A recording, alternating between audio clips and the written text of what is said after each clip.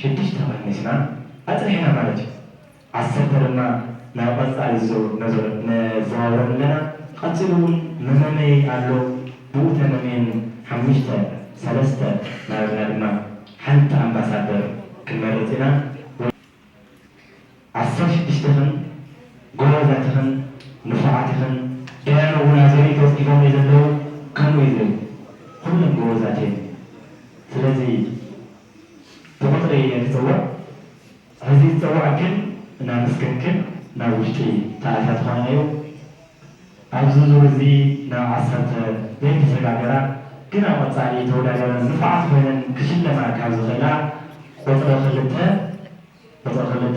ኣብዚ ስለ ዝፀናሕኺ ዝኩሉ ግዜ ስለ ዝሰርሓኺ ምሳና ክልተ ወርሒ ስልጠና ወሰድኪ ተገድስ ይሰለና ብጣዕሚ ተስፋ ንገብር። ቀፂልና ቁጥሪ 1 እውን ብጣዕሚ ነመስግን ካብ 10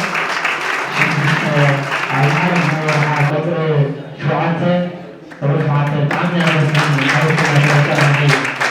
ብጣዕሚ ነመስግን የቀኒል ተዕወት ልኽኢለ ተስፋ ገብር ቁጥሪ 12 እውን ብጣዕሚ ነመስግን የቀኒልና ኣብዚ መድረክ ዝመፅእ ስለወረደ ብጣዕሚ ከዚ ቀፂልና ቁጥሪ 9 ብጣዕሚ ነመስግን ኣብዚ ወረዱ ዝሓለፉ ስልጠና ወሲድኺ ኣብዚ ምሳና ስለዝፀናሕኺ ረቂና ብጣዕሚ ነመስግን። ኣብዚ ዝመፃይ ቁጥሪ 15 ኣብዚ ሓለፉ ንዓሰርተ ሞራል ሃይልን መወሳዊ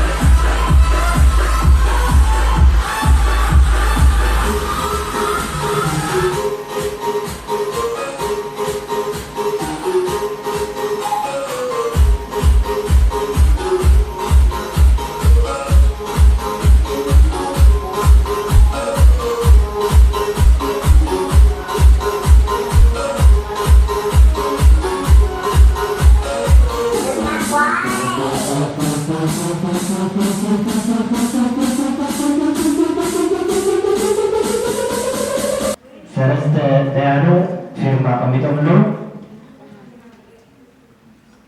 ናብ ቀጻሊ ዙር ዘይሓለፋ 5 ተወዳደርቲ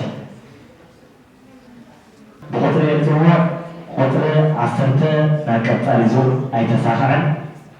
ስለዚ ኣመስጊንክን ክትኣታ ኢኸን ፅውዕክን ብጣዕሚ ኢና ነመስግን ዓብክን ናይ ሰለጠናኒ ኣብ ቀጻሊ ዙራት ድማ ነድኒ ዝሓሸ ቁጥሪ 5 ኣብዚ ውድድር እዚ ካብ ተርፋ ሓንቲ ኮይናላ ቁጥሪ 5 ብጣዕሚ ኢና ነመስግን ረኺበና። ሕዚ ቁጥሪ 4 ናብ ቀጻሊ ዙር ኣይሓለፈትን ብጣዕሚ ኢና ነመስግን። ኣብዚ ሳናት ፅንዓኺ ስሉ ስልጠና ሰዓት ክህልወኪ ብፃባይ ብዝግባእ 13 ቁጥሪ ኣብዚ ዙር እዚ ናብ ቀጻሊ ካብ ዘይሓለፋ ሓንቲ ኮይናላ። ኣብ ቀጻሊ ግን ሚስ ውድድር እናቐለ ስለዝካየድ ኣብኡ ብዝለዓለ ዓቕምን ሕራንን መሰረት ቁጥሪ 16 ናብ ቀጻሊ ዙር ኣይተሳኽዐ ሓዊትና ስለዝተራኺብን ብጣዕሚ ኢና ነመስግን። ቀጻሊ ብዝሓሸ ቀጻሊ ውድድርና ቀዳመይቲ ካልአይቲ ሳልሰይቲ ምምማይ እዩ። ስለዚ የወለና ናብ ቦታን ፍለሳት ዘላለን ሓሪፍ ዘመስግናለን ዓቱምን ንዓቱም ስራኩም ትበራል ሰለያም ሰዲብና ረጀና ናብ ቀዳማ ተላይታለን ዕባታ ዝግበር ወይለ ብድምፂ ተናጊርኩም ዝመስል ተተነጊረን ካብ ውድድር ወፃኢ ዝኾን ኣለዋ።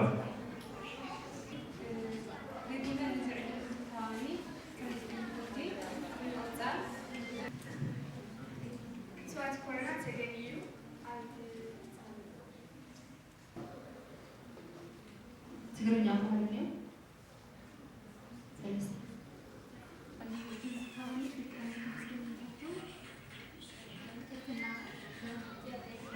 ከባቢ ልርከቡ ሕብረተሰብ መግለፂ ወይ እንደገና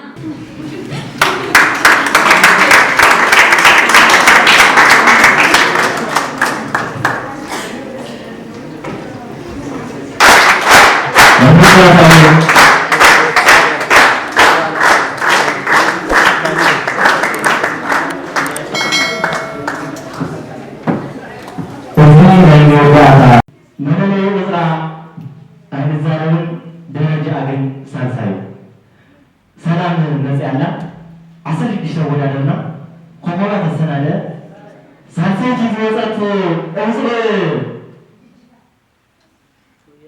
ቁጥሪ 8 ኣድሓነት ዕቋር ሽልማት ወስና ካብ ብዙ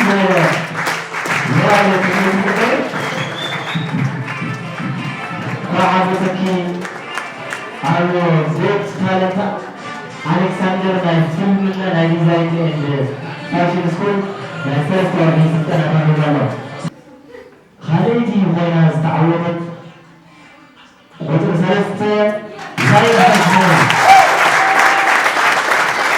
ካብ መመራ ሰራዊት ሰላም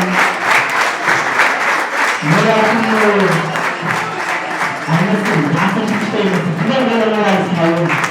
I'm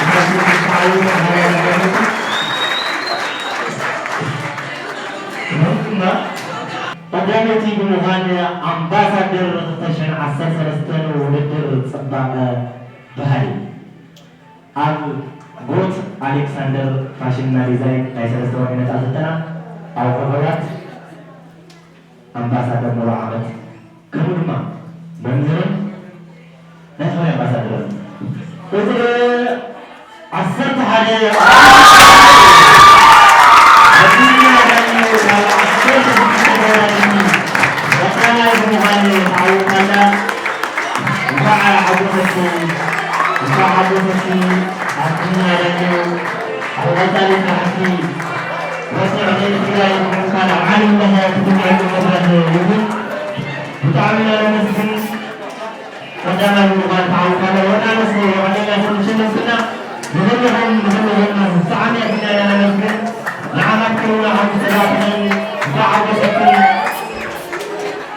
好，大家们有朋友在参与节目上。